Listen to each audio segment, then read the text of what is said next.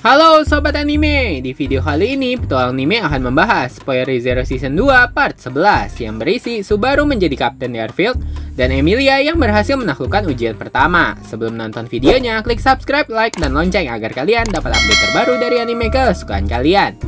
Sebagai refresh part sebelumnya, setelah Roswell menunjukkan kitab hitamnya dan sepulihnya Garfield dan Subaru, Ram lalu meminta maaf kepada Emilia untuk mendahulukan Garfield mengikuti ujian makam terlebih dahulu. Lihat Garfield yang dengan mudahnya menerima permintaan Ram, Subaru lalu mengejek Garfield dengan memintanya berpakaian. Garfield dengan emosi berkata kali ini dia akan melakukan dengan cara Subaru. Irama jantung semakin tinggi karena Garfield mengingat ingatan yang ditampilkan saat menghadapi ujian pertama. Garfield lalu masuk ke dalam makam. Dia langsung pingsan dan seketika Garfield melihat hutan lebat yang langsung membuatnya sadar bahwa dia berada di Sanctuary di beberapa tahun yang lalu. Mengecek kondisi tubuhnya, tiba-tiba Garfield dibuat terkejut melihat Echidna muncul dan berkata luka atau cacat fisik di kehidupan nyata tidak akan terbawa ke dunia mimpi dan berkata dia senang dapat bereuni kembali dengan Garfield. Garfield mendecahkan lidah sebagai bentuk ketidaksukaannya bertemu Echidna. Tiba-tiba pemandangan berubah, terlihat 4 orang berjalan di tepi hutan. Itu adalah Lewis kepala desa, Frederica kecil, balita Garfield, dan ibu mereka. Garfield dapat melihat pemandangan itu, tapi tidak dapat mendengar percakapan mereka.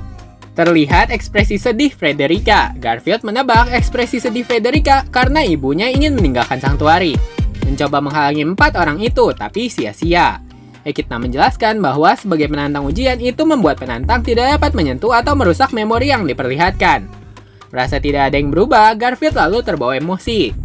Echidna kemudian memprovokasinya. Tidak seperti Garfield, ada seorang pria yang mampu menerima masa lalunya dan langsung menyelesaikan ujian masa lalunya dalam 1 kali percobaan. Garfield menyangka itu pasti Subaru, mengingat perkataan Subaru selama pertarungan, "Jika kau putus asa maka semua akan berakhir." Garfield mempercayai kata-kata Subaru. Lalu untuk pertama kalinya Garfield dapat mendengar suara ibunya. Garfield akhirnya tahu alasan ibunya pergi dari Sanctuary.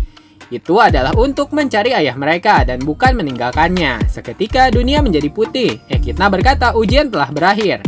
Merasa tampilan masa lalu belum sesuai dengan ujian pertama di saat Garfield diperlihatkan ibunya yang mengalami kecelakaan, Echidna lalu berkata masa lalu tidak dapat dirubah.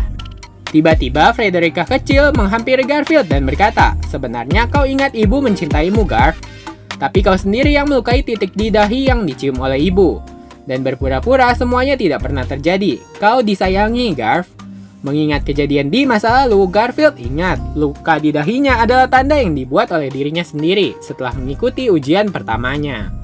1 jam setelah itu, Garfield keluar makam dengan senyum lebar di wajahnya. Semua orang menyambutnya dengan gelisah. Garfield lalu berkata kepada Subaru, mungkin keberhasilannya menghadapi ujian berkat kontribusi Subaru. Garfield kemudian berterima kasih dan memanggil Subaru dengan sebutan Kapten. Dikatakan Garfield mengikuti ujian pertama saat dia berumur 4 tahun. Mendapat dukungan dari semua orang yang berada di sana. Emilia akhirnya memasuki makam untuk menghadapi ujian. Sesampainya Emilia di dalam makam, Emilia melihat dalam ruangan makam tergambar wajah Puck beserta tulisan tidak ada yang menaruh harapan pada kita. Tidak ada yang lebih seru lagi selain membuktikan kalau mereka itu salah. Emilia sadar bahwa orang yang bertanggung jawab atas coretan itu pastilah Subaru. Seketika dunia mulai mengabur dan Emilia masuk ke dalam dunia mimpi. Dunia itu berubah terlihat seperti suasana hutan Elior, yaitu tempat tinggal Emilia sewaktu kecil. Tiba-tiba Echidna muncul dan berkata sebaiknya kau persiapkan dirimu. Sebagai penantang ujian, kau tidak dapat mengganggu kejadian yang diperlihatkan dalam ujian. Menerima peringatan Echidna, pemandangan lalu berubah. Terlihat bocah perempuan berlarian di dalam hutan. Bocah itu adalah Emilia kecil. Tak jauh dari Emilia kecil terlihat Fortuna, bibi Emilia, dan Betelgeuse Romane Conti. Fortuna lalu memarahi Emilia karena melanggar janji untuk tetap di dalam kamar. Dan Emilia kecil tidak diperbolehkan keluar bila tidak mendapat izin dari bibinya. Merasa menyesal, Emilia lalu berbicara dengan serpihan roh kecil. Itu membuat Betelgeuse dan Fortuna terkejut menyadari bakat pengguna roh yang dimiliki oleh Emilia. Tak lama, Geus memutuskan untuk pergi dan berjanji dia akan menemui Emilia lagi di lain waktu. Senang mendapat pujian, Emilia lalu memutuskan untuk kembali bersama Fortuna. Tak lama, Echidna bergumam, "Disinilah mereka." Tiba-tiba seorang pria berambut putih datang dari balik pohon yang membuat Fortuna langsung bersiaga dan mendekap Emilia dalam pelukannya. Rasa waspada, Fortuna bersiap menyerang pria itu. Tidak disangka, Geus kembali dan menghentikan Fortuna. Geus kemudian lanjut berkata, Regulus Corneas, untuk apa kau kemari? Berdasarkan perjanjian, hanya aku yang diperbolehkan mengurus urusan ini. Selagi perdebatan Geus dan Regulus berlangsung, terdengar suara seorang wanita berkata, itu adalah perintahku. Terlihat sosok wanita berambut panjang, itu adalah Pandora. Geus bergemetar takut. Fortuna langsung terpancing melihat Pandora dan langsung menyerangnya sambil berkata, minta maaflah pada kakakku dan yang lainnya. Mengetahui serangannya tidak berguna, Fortuna lalu membawa lari Emilia menjauhi Pandora dan Regulus. Betelgeuse lalu memutuskan menghalangi Pandora dan Regulus agar mereka tidak dapat menyentuh Emilia. Geus lalu mengeluarkan sebuah kotak hitam. Mengambil bola hitam dari kotak itu, Geus berkata, maafkan aku Flugel sama. Geus lalu menanamkan bola hitam itu di dalam dadanya. Tak lama, serangan tak terlihat menyerang dan membanting sosok Regulus menjauh dari pertarungan. Karena tidak cocok menerima faktor penyihir, itu membuat darah keluar dari mata dan mulut Geus. Saat Geus berusaha menyerang Pandora, tidak disangka Regulus sudah kembali ke dalam posisinya. Tidak tega melihat Geus dalam posisi terdesak, Emilia dewasa merasa dia harus menyelesaikan ujian segera. Emilia dewasa lalu mengikuti saran Echidna untuk mengejar Fortuna dan Emilia kecil. Terlihat, Fortuna bersedih dan meminta Emilia untuk meninggalkan hutan Elior. Bertemu dengan penduduk elf, Ark, salah satu penduduk elf menebak kemungkinan kedatangan Pandora dan Regulus dikarenakan mereka mengetahui segel yang ada di desa itu. Mengacukan spekulasi Ark, Fortuna lalu meminta Ark membawa Emilia pergi keluar hutan.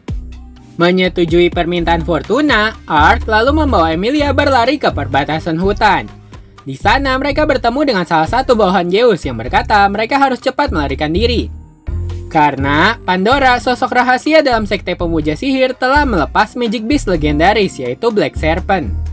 Mendengar berita itu, Ark semakin dibuat cemas dan berlari ke perbatasan. Tapi sayang, seketika mereka sampai di perbatasan, Ark dan pengikut Betelgeuse justru bertemu dengan Black Serpent. Dalam keadaan sekarat, Ark meminta Emilia kecil berlari melewati padang bunga agar Emilia bisa terhindar dari masalah. Emilia mengikuti perintah Ark, tapi Emilia kecil merasa bersalah dan menyalahkan dirinya sendiri dengan berkata mungkin semua masalah ini terjadi karena dia telah melanggar janji untuk tidak keluar kamar. Berpindah ke adegan Geus. Geus yang terus melawan Pandora dan Regulus akhirnya terjatuh setelah tangan kanannya ditebas oleh Regulus. Dalam keadaan sekarat dan menerima kematian. Untungnya, Fortuna datang untuk menyelamatkan Geus. Sebelum Regulus berhasil membunuh Fortuna dan Geus, Pandora menggunakan kekuatannya menulis ulang kejadian di sekitarnya. Dalam sekejap, Regulus dikembalikan ke kediamannya dan tangan Geus kembali seperti semula. Mengacuhkan permintaan diskusi Pandora, Fortuna dan Geus menyatukan kekuatan untuk mengalahkannya. Kembali ke adegan Emilia kecil. Merasa menyesal telah melanggar janji, Emilia kecil memutuskan mencari solusi untuk menyelesaikan masalah yang dibuatnya. Merasa putus asa, Emilia terpikirkan tentang pembicaraan Fortuna tentang segel di hutan. Meyakini dapat menyelesaikan masalah dengan membuka segel, Emilia kecil meminta bantuan serpihan roh kecil untuk menuntunnya menuju segel tersebut. Sesampainya Emilia di tempat segel tersebut, Emilia justru bertemu dengan Pandora yang memaksa Emilia kecil untuk membuka kunci pada segel di hutan. Sebelum Emilia mencoba membuka segel, untungnya tindakan Emilia berhasil dihentikan oleh Geus dan Fortuna yang terlihat penuh luka. Geus dan Fortuna menggunakan serangan kombinasi All-Human dan Unseen Hand ke arah Pandora. Tapi, dengan kekuatan menulis ulang kejadian di sekitarnya, Pandora membuat serangan Geus mengarah ke Fortuna, yang menyebabkan tubuh Fortuna roboh seketika dengan lubang di dadanya. Lihat Fortuna mati akibat serangannya itu membuat Geus menjadi gila. Melihat ibu angkat yang disayanginya mati di depannya, Emilia kecil lalu mengeluarkan seluruh tenaganya untuk membunuh Pandora. Seketika Emilia kecil memunculkan badai salju besar dan membekukan seluruh hutan Elior beserta dirinya. Tiba-tiba pemandangan masa lalu berubah menjadi putih. Echidna kembali muncul dan bertanya apakah Emilia menerima semua ingatan masa lalunya. Emilia lalu berkata, tentu saja aku menerima masa lalu itu. Semua itu adalah bagian dari dalam diriku. Echidna lalu berkata, jawaban munafik dan sombong Emilia sangat mirip dengan ibu kandungnya. Tiba-tiba Emilia terbangun dan menyadari dia telah menyelesaikan ujian pertama. Dan saat Emilia keluar makam untuk bersiap bertemu dengan Subaru, apa yang dia lihat tidak sesuai dengan perkiraannya. Di sana terlihat hanya sosok Ram saja yang menunggunya. Nah, sekian pembahasan part 11-nya. Selanjutnya akan ada pembahasan part 12-nya. Sebagai penutup, kalau kata pepatah, tak kenal maka tak sayang. Kalau kata petualang anime, tidak subscribe ya tidak tayang. Jangan lupa subscribe, like, dan komen agar petualang anime dapat semangat untuk menayangkan video-video menarik tentang anime kesukaan kalian. Terima kasih sudah menonton, sampai jumpa.